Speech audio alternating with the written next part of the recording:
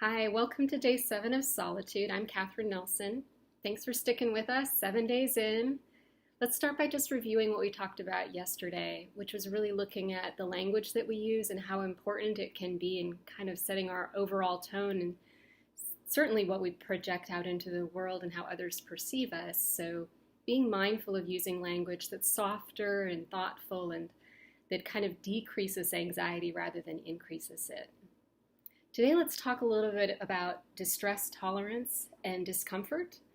So, distress tolerance is obviously it's psych language, and we talk about it a lot in terms of DBT and different types of treatment modalities.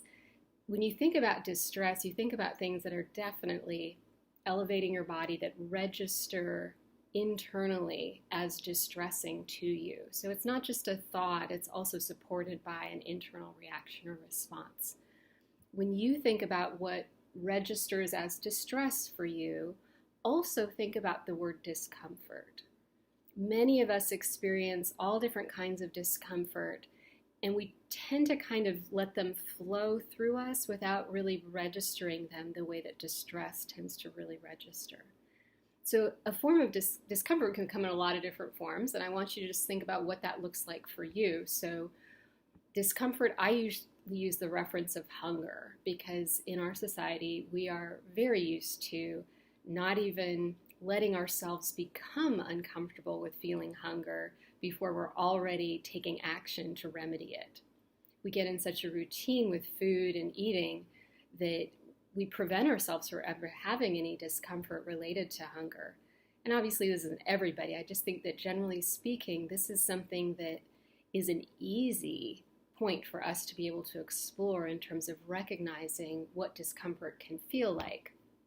So think about the next time that it would be mealtime, just postponing it a little bit and letting yourself sit with the recognition of your body experiencing hunger, experiencing a little discomfort, a little bit of anticipation.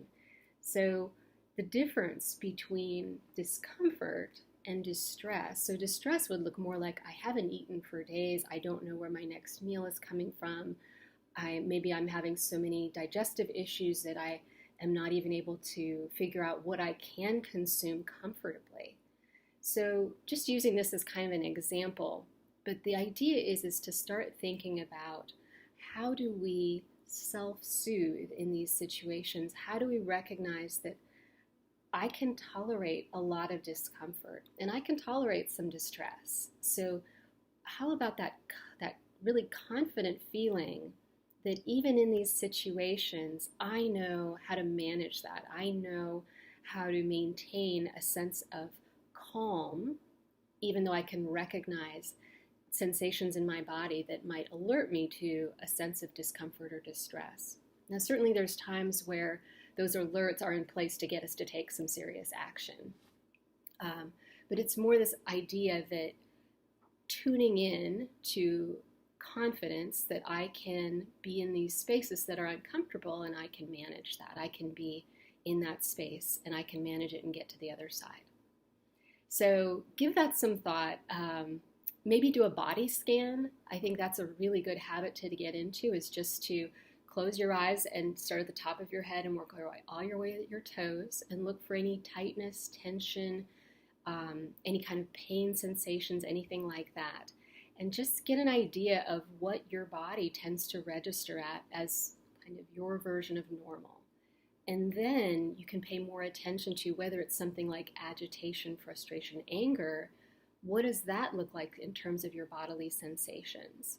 So training yourself to be much more in sync in terms of mindfully monitoring what your body's telling you, and then also looking at what the messages are that you're giving yourself in terms of your ability to be able to manage and tolerate discomfort or distress.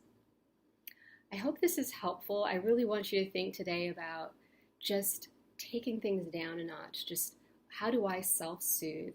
What are the things that for me bring me to a higher level of calm, to a higher level of solitude, to use our term.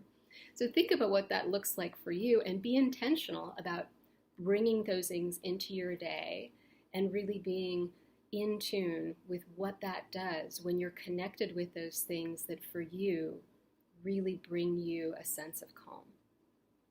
I hope you have a great seventh day, and I'll look forward to seeing you tomorrow.